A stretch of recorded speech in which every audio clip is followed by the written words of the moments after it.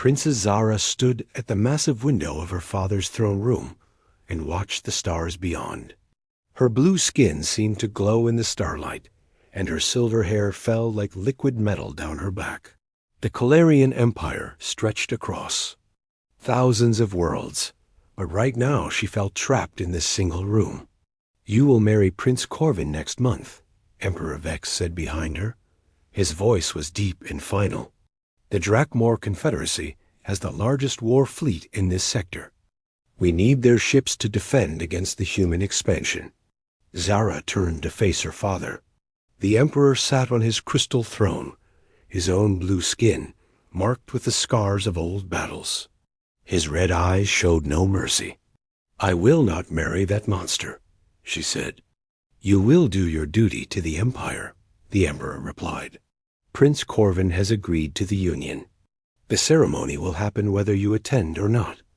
Zara felt her heart sink.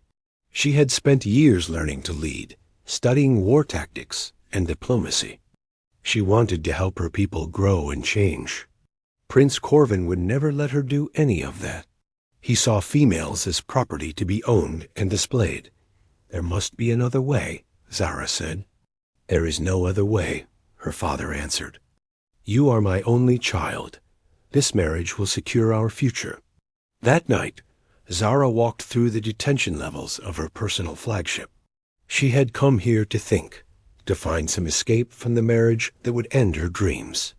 The ship held prisoners from various conflicts across the galaxy. Most were common criminals or pirates.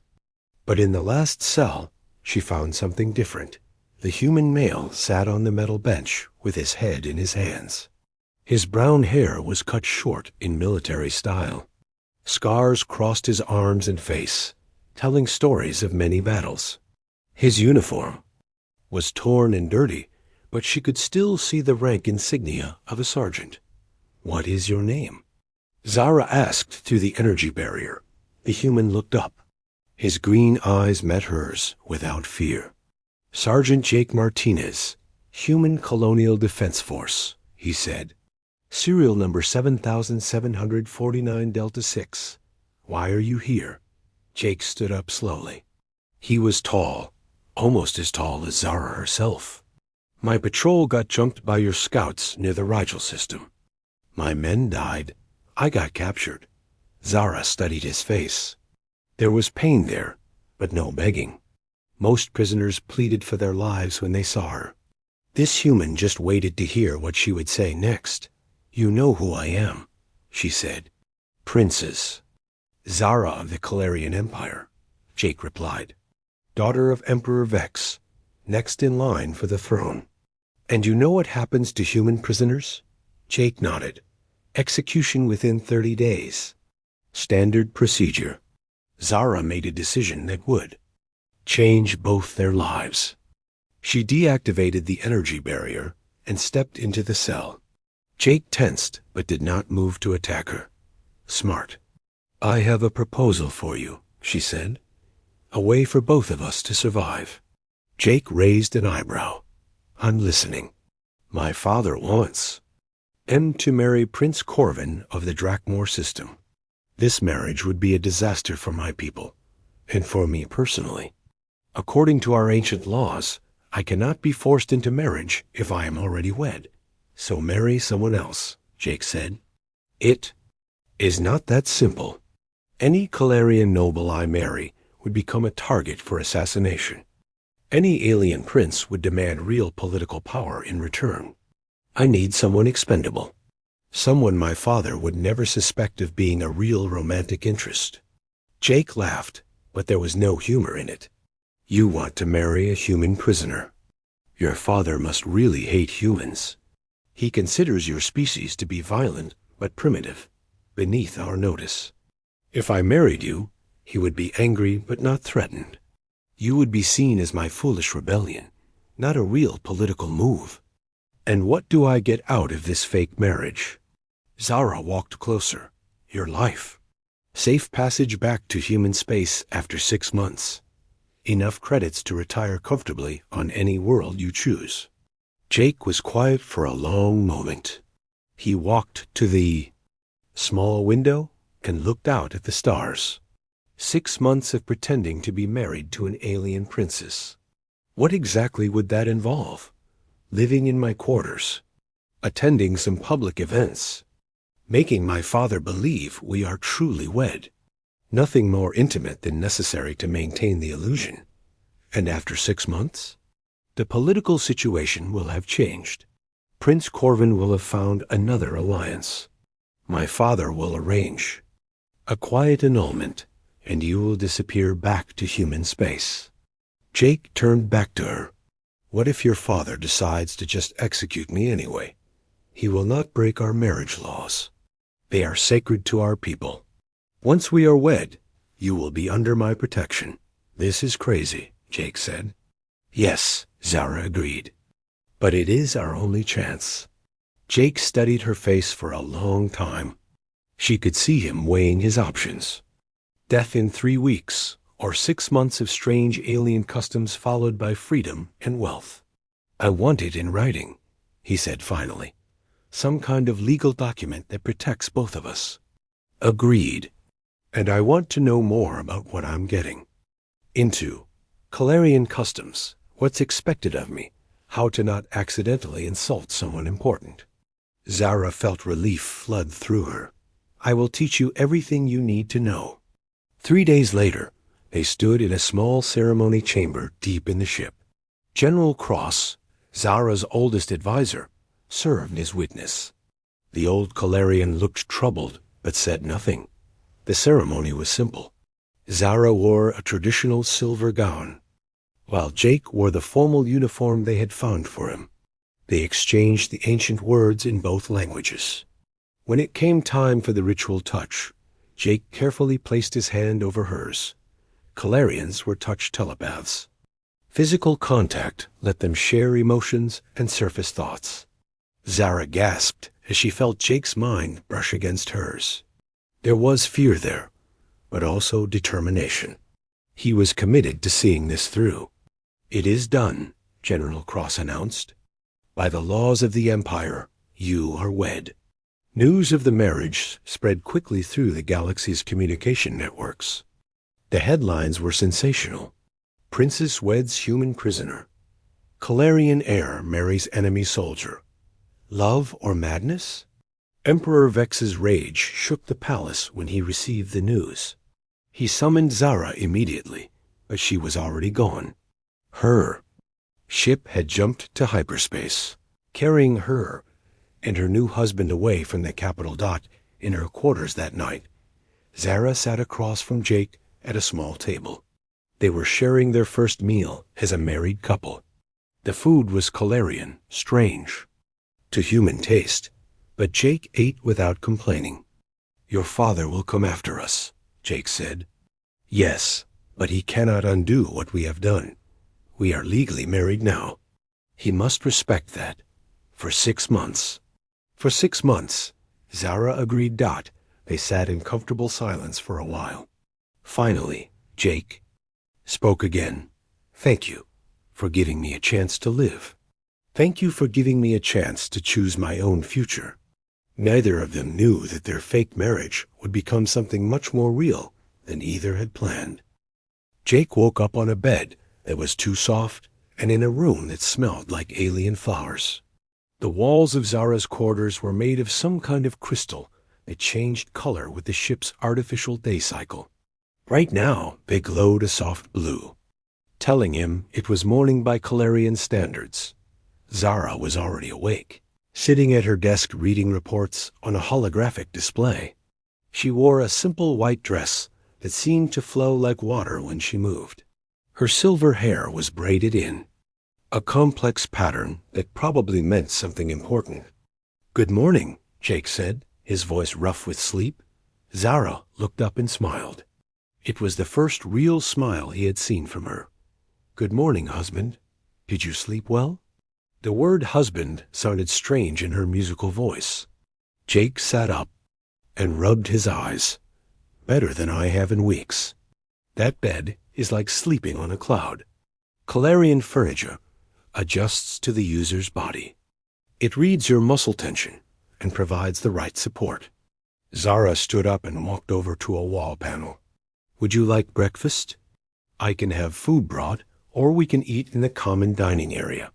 What would a real married couple do? Eat together in private, usually. We are still considered newlyweds. Jake nodded. Private it is then. While they waited for food, Zara began his education in Calarian customs. She showed him how to bow correctly to different ranks of people. The angle of the bow, the position of the hands, even how long to hold it all mattered. Calarians value precise behavior, she explained. Every gesture has meaning. If you bow too low to someone of lesser rank, you insult your own status. If you bow too shallow to a superior, you show disrespect. How do you remember it all? We learn from childhood. For you, just remember to follow my lead. Watch how I interact with people and do the same. The food arrived on floating trays that hovered beside their table. Jake stared at the dishes with suspicion. Some of the items were clearly plants, but others looked like they might still be moving. Try this, Zara said, pointing to something that looked like purple rice. It is a basic grain. Very mild taste. Jake took a careful bite. It tasted like nothing much, which was probably good. Not bad. And this is kala fruit, very popular with children. A fruit was sweet and reminded Jake of strawberries. He smiled and took another piece. I like that one. Excellent. You will need to eat Calarian food at public events. It would look strange if you refused everything. After breakfast, Zara continued his lessons. She taught him basic phrases in her language. The sounds were difficult for human vocal cords, but Jake was determined to learn. She showed him how Calarians shook hands, which was more like placing palms together and sharing a brief moment of telepathic contact. Be very careful with touch, Zara warned. For humans, physical contact is casual. For Calarians, it is intimate. Even shaking hands shares emotions and surface thoughts. What did you feel when we touched during the ceremony? Zara paused. Your fear, your determination, your loneliness. She looked away. What did you feel from me? Desperation. But also hope, and something else I could not identify. They practiced the formal handshake several times. Each time Jake felt a brief flash of Zara's emotions. Worry about their plan. Sadness about her father. Gratitude toward Jake for helping her dock in the afternoon. General Cross visited their quarters. The old Calarian soldier looked uncomfortable as he bowed to Jake. It was clearly difficult for him to show respect to a human prisoner. Princess, we have received word from the capital. Your father demands your immediate return. And what was your response? Zara asked. That you are on your honeymoon and will return when ready. Cross glanced at Jake. He was not pleased. I imagine not. There is also news from Prince Corvin. He has announced that he does not recognize the validity of your marriage. He claims it was performed under duress and should be annulled. Zara stood up, her back straight and her eyes hard. Prince Corvin can claim whatever he wishes. The ceremony was legal and properly witnessed. He is demanding proof that the marriage is real. He wants to see you and your husband together at the Galactic Council reception next week. Jake felt his stomach drop. What kind of reception? A formal diplomatic gathering, Zara explained. Representatives from dozens of worlds. Everyone who matters in this sector will be there. And they will all be watching us, Jake said. Yes, Cross cleared his throat. Princess, with respect, are you certain about this plan? The human has no training in diplomatic protocol. One mistake could expose everything. Jake will be fine, Zara said firmly. I will prepare him. After Cross left, Jake slumped in his chair. A diplomatic reception, with aliens from dozens of worlds, all watching to see if we are really married. You can do this, Zara said. You are a soldier. You have faced enemy fire. This is just another kind of battle. Enemy fire, I understand.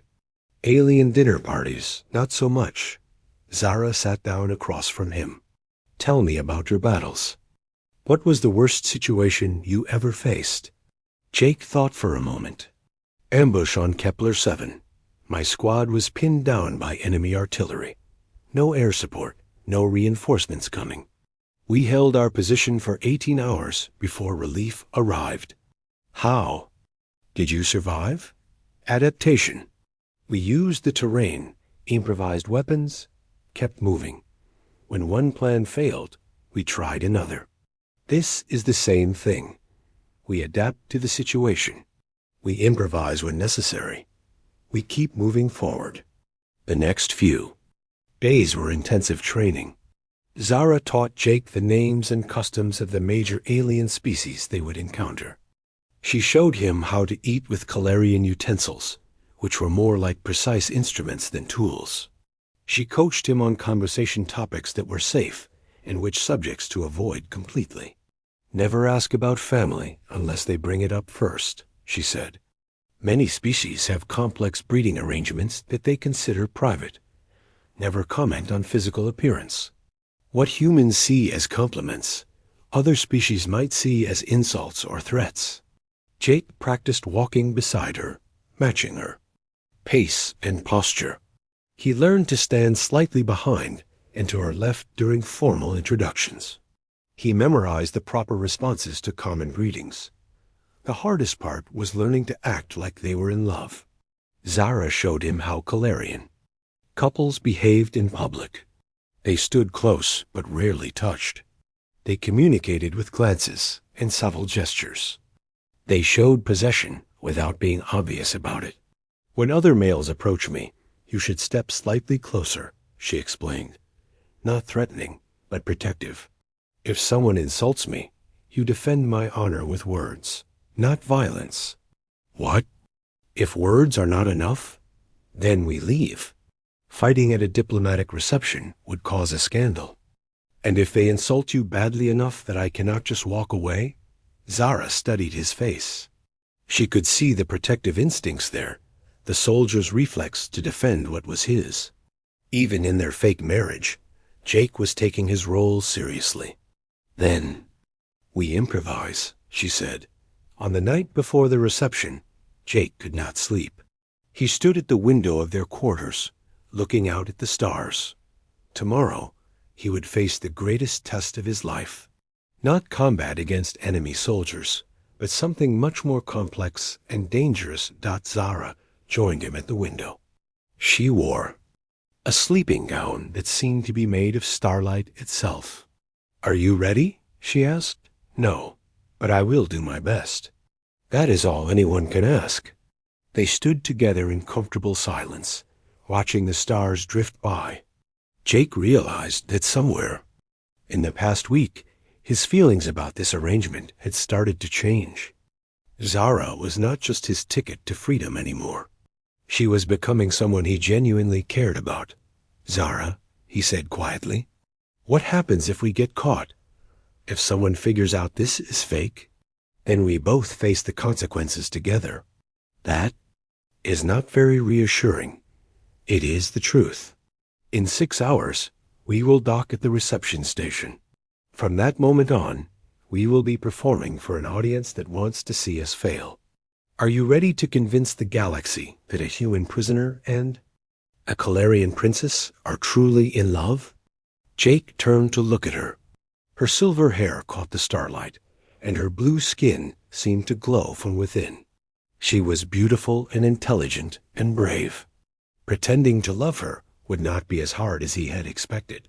Yes, he said, I am ready.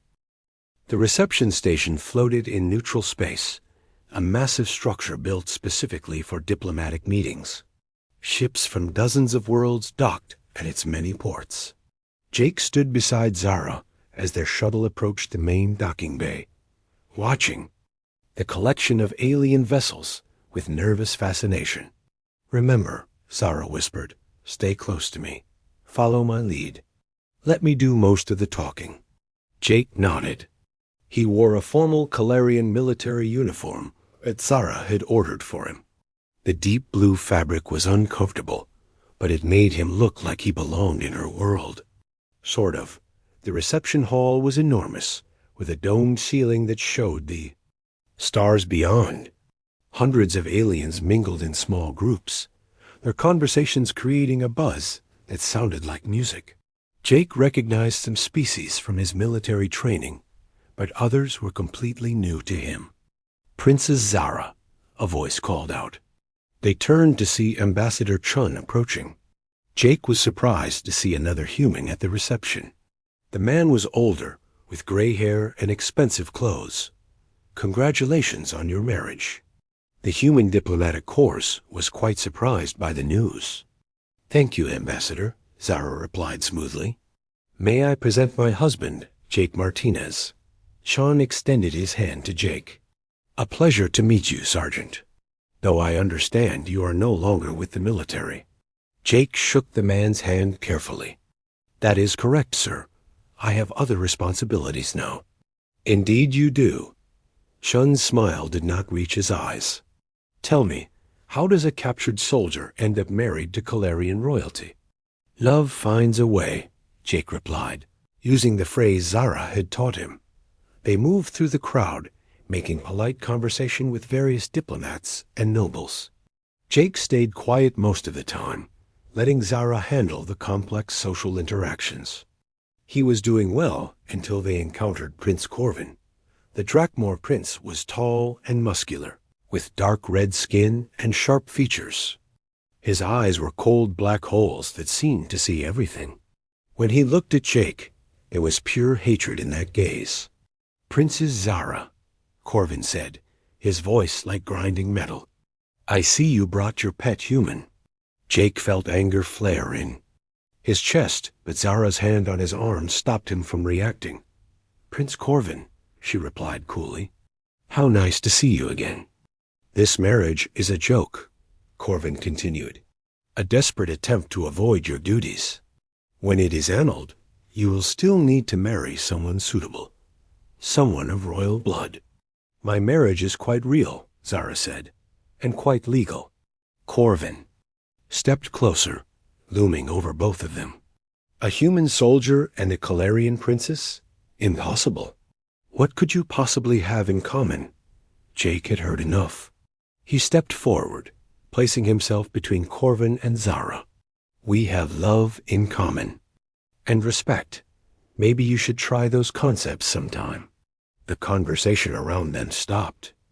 Other guests turned to watch the confrontation.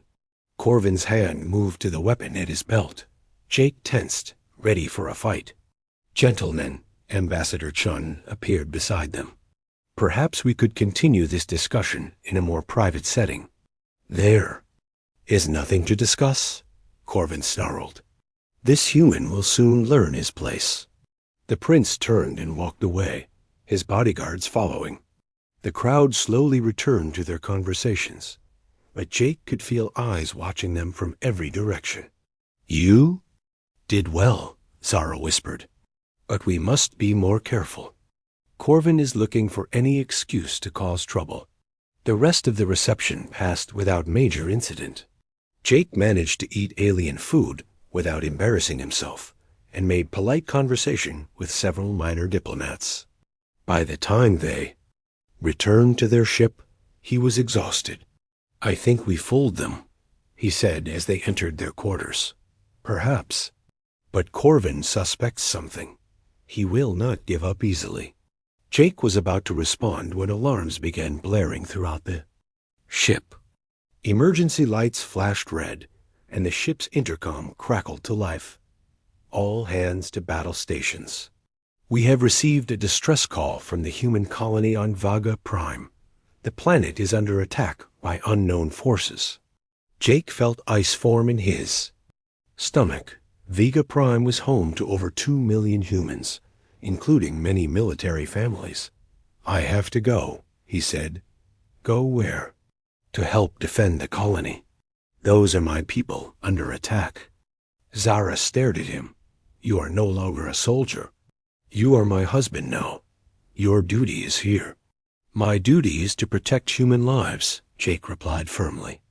I cannot sit here safe while children are dying. General Cross entered their quarters without knocking. Princess, we have more information about the attack.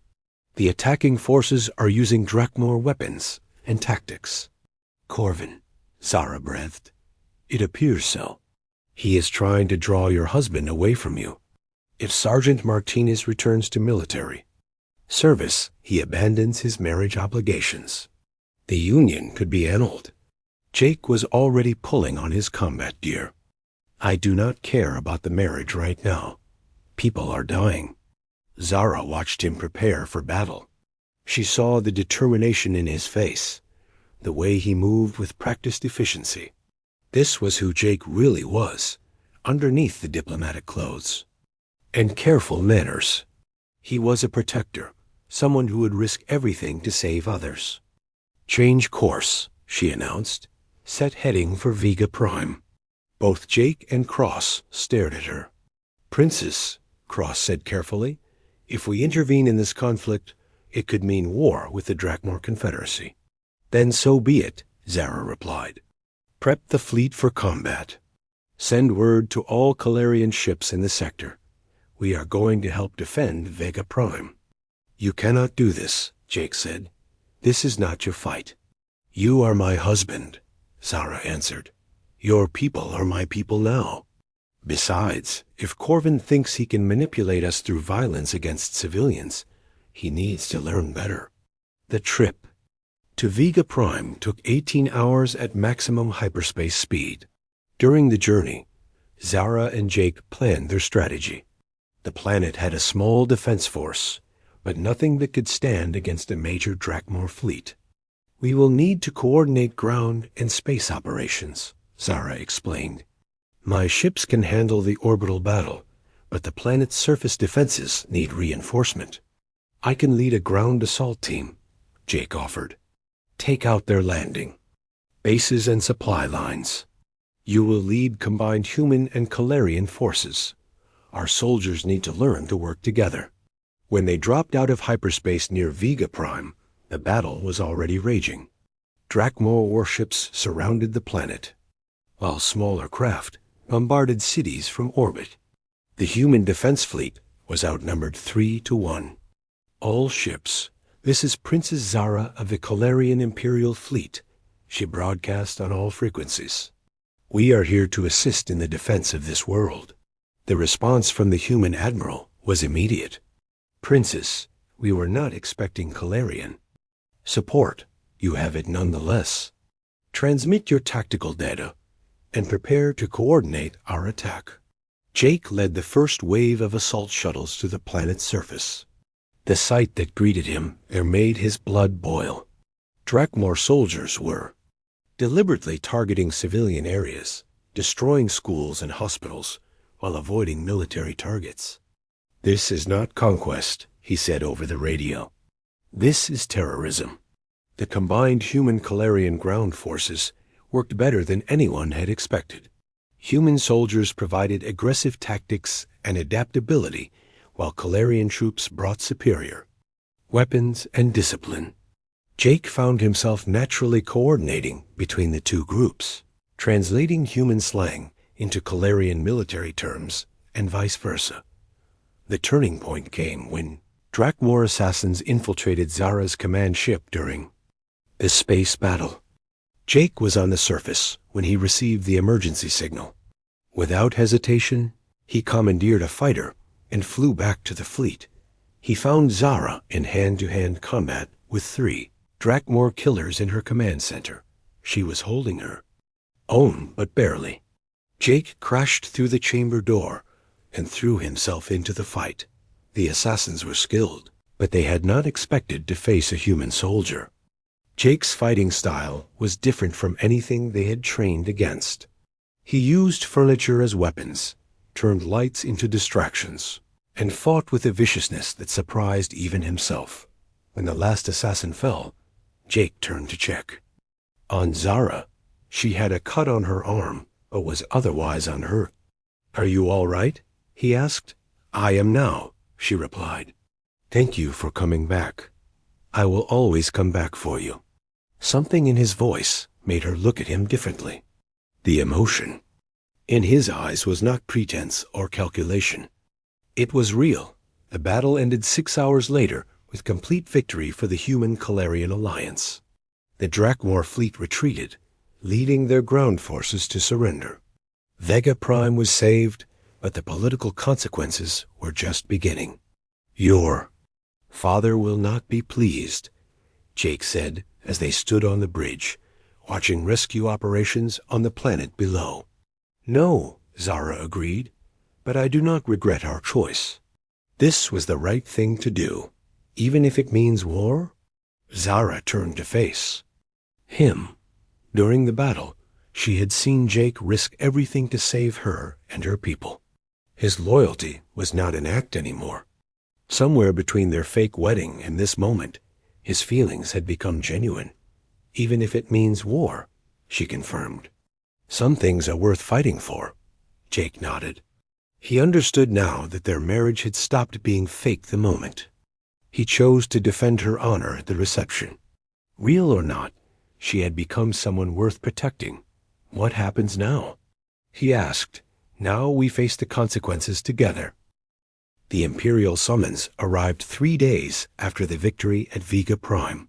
Emperor Vex demanded his daughter's immediate return to the capital to face charges of treason, unauthorized military action, and violation of multiple treaties.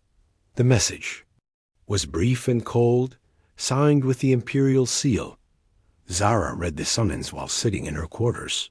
Jake watched her face carefully, seeing the pain she tried to hide. He is your father, Jake said. Surely he will understand why you acted. My father is the Emperor first, my parents second, Zara replied.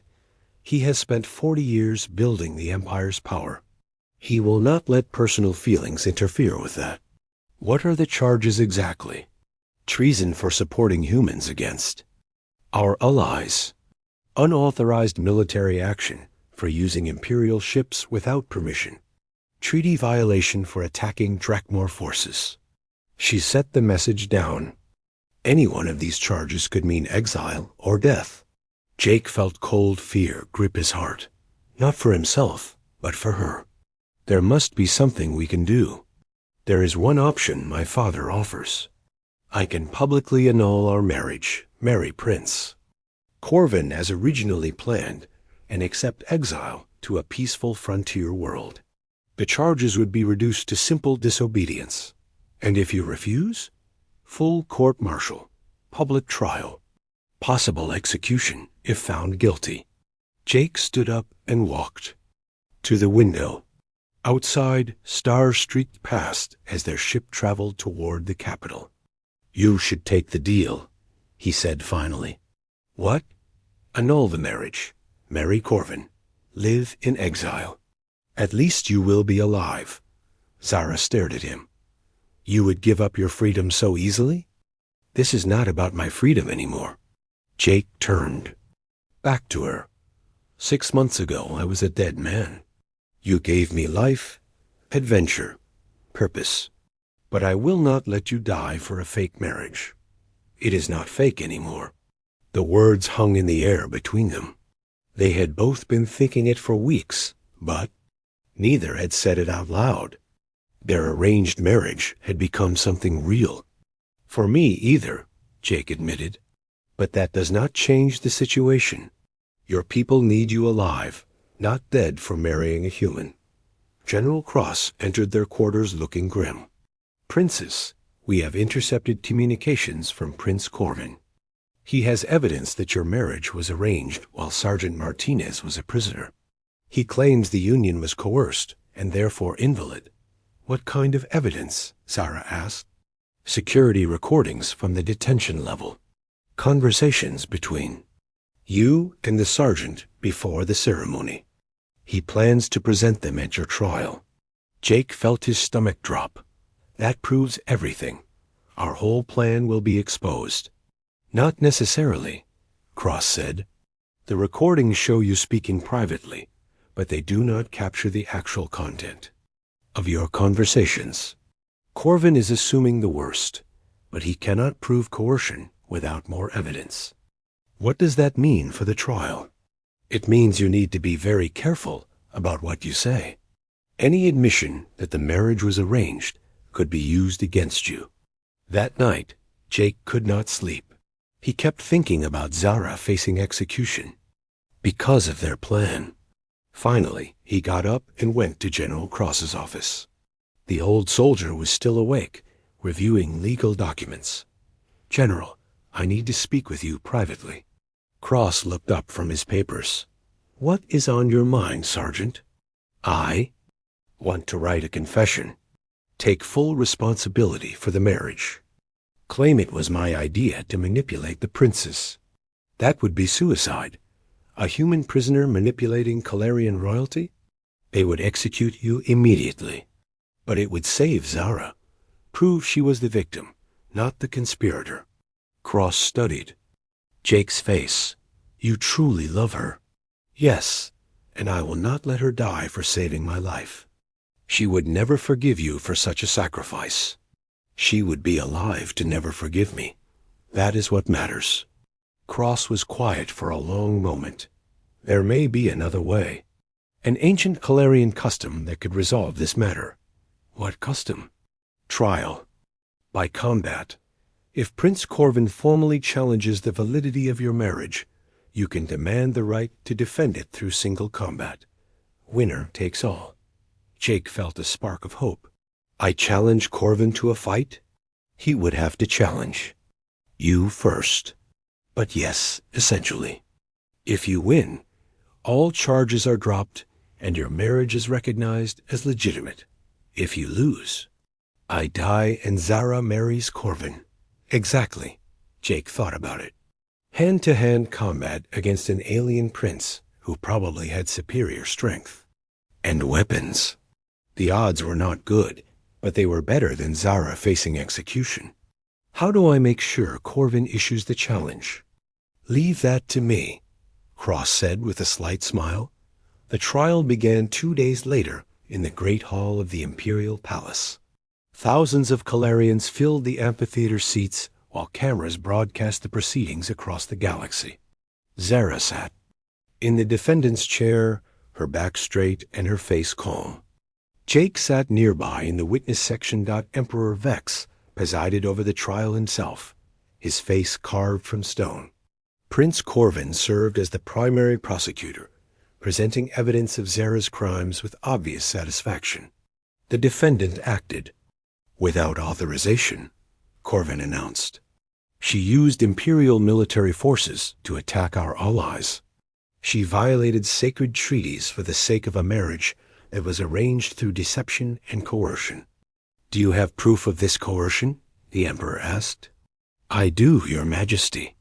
Corvin activated a holographic display showing security footage from Zara's ship.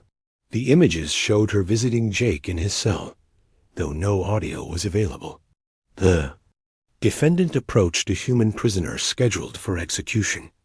She spoke with him privately multiple times before their sudden marriage ceremony. This is clearly a case of a desperate prisoner agreeing to any arrangement to save his life. Murmurs ran through the crowd. The evidence looked damning even without. Zara stood to defend herself. "Your Majesty, I did speak with Sergeant Martinez before our marriage. I wanted to know the man I was choosing to wed. Our conversations were about compatibility, shared values, mutual respect. There was no coercion involved. Yet he was facing execution," Corvin pointed out.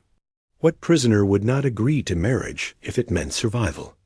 "A prisoner who values honor over life," Zara replied.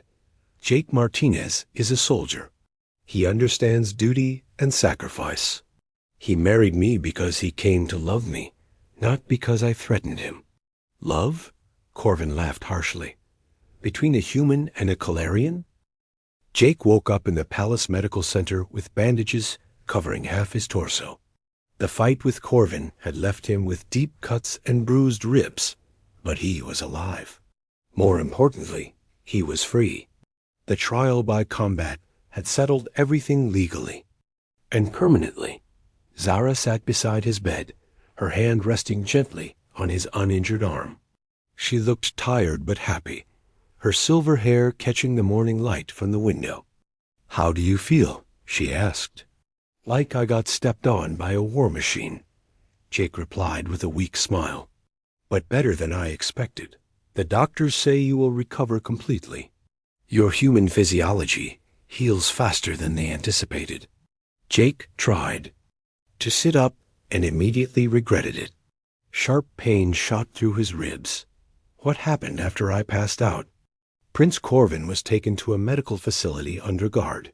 His mechanical enhancements were damaged in the fight. It will be months before he can function normally again. Zara's expression darkened. My father is dealing with the political consequences of his actions. Hiring mercenaries to attack civilians violated several major treaties. And us?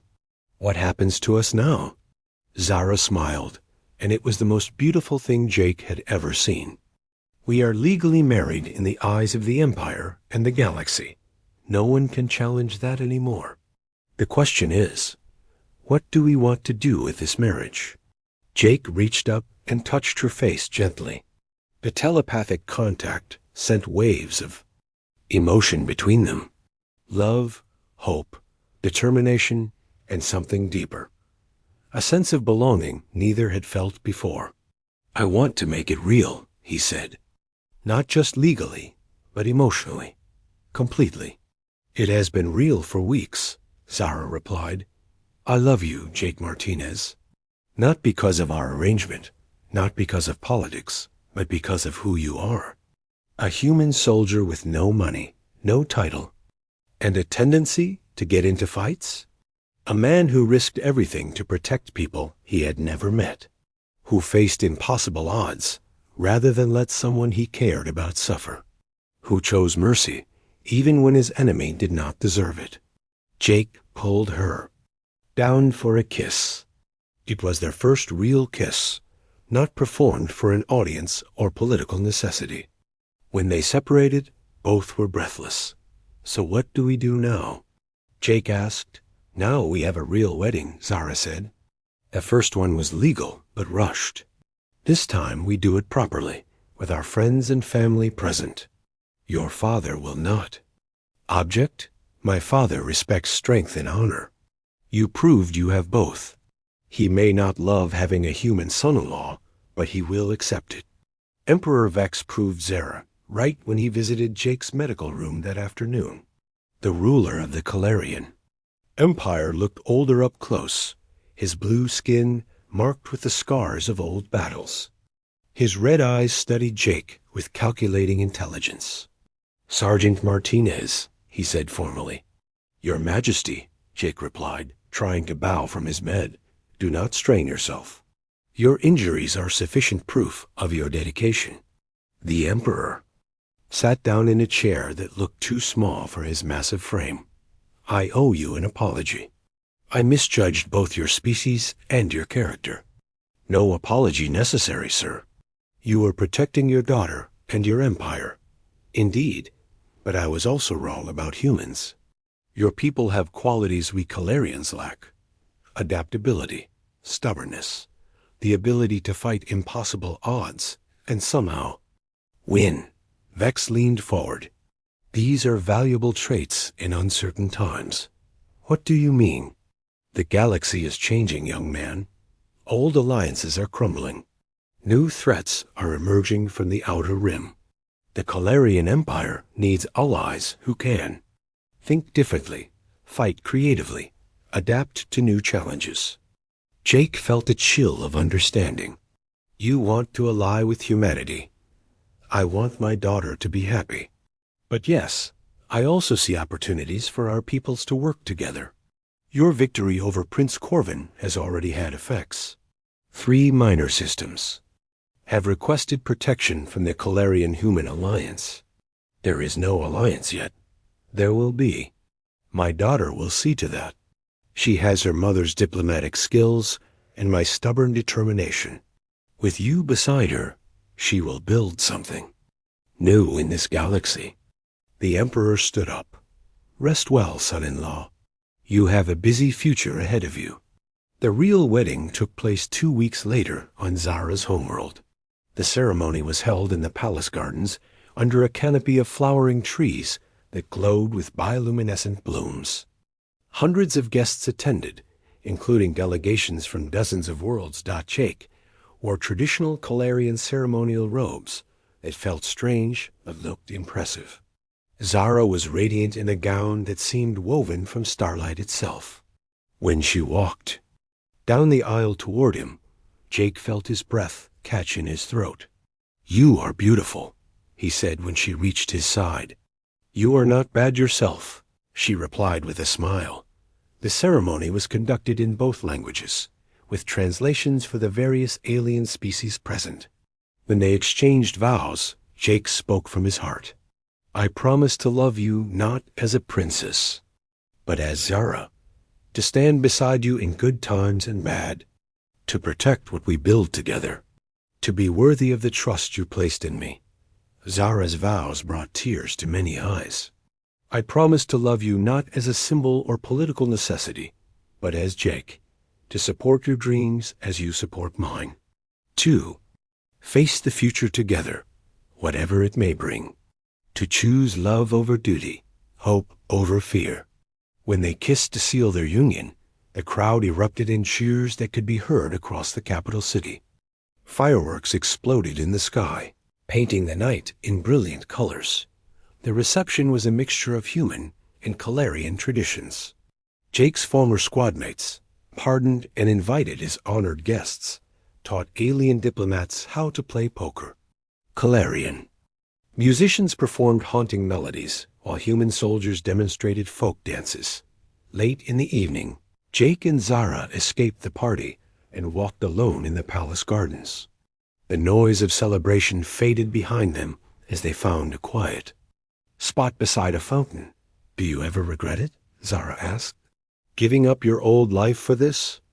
Jake considered the question seriously. 6 months ago, he had been a simple soldier fighting border skirmishes. Now he was married to alien royalty and helping shape galactic politics. "No," he said finally. "My old life was about surviving from one day to the next. This life is about building something that will last. Even with all the complications, the politics, the cultural differences, the fact that half the galaxy thinks we are crazy, especially because of those things. Easy lives do not change the world." Zara leaned against his shoulder. "What do you want to do first, as a real married couple? I mean, I want to see your favorite place in the galaxy. Somewhere you go when you need to think. And then we figure out how to make this human-Calarian alliance work. Your father is right about the galaxy changing. We need to be ready for what comes next." They sat together in comfortable silence, watching the alien stars wheel overhead. Both were thinking about the future, about the children they might have, who would be citizens of 2 worlds, about the bridges they would build between species who had been strangers or enemies. "Jake," Zara said softly. "Yes?" "Thank you for choosing to trust me in that cell 6 months ago. Thank you for giving me a reason to live." They kissed again under the starlight, 2 people from different worlds who had found something universal. Love, it turned out, needed no translation. The next morning, they left for their honeymoon on a frontier world at the edge of Calarian space. Jake taught Zara how to build a campfire and sleep under open sky. She showed him how to read the patterns of unfamiliar constellations and identify edible alien plants. On their last night, before returning to civilization, they lay side by side watching meteors streak across the sky. The future stretched ahead of them, full of challenges and possibilities. "Ready to go back and change the galaxy?" Zara asked. "With you? I am ready for anything." Jake Martinez had come to the stars as a prisoner and found his destiny among them. He had learned that being human meant more than just biology. It meant refusing to give up, adapting to impossible situations, and fighting for what mattered. Now, He would teach the galaxy what humanity could accomplish when given the chance. Not through conquest or domination, but through partnership, courage, and love. The stars had never looked brighter.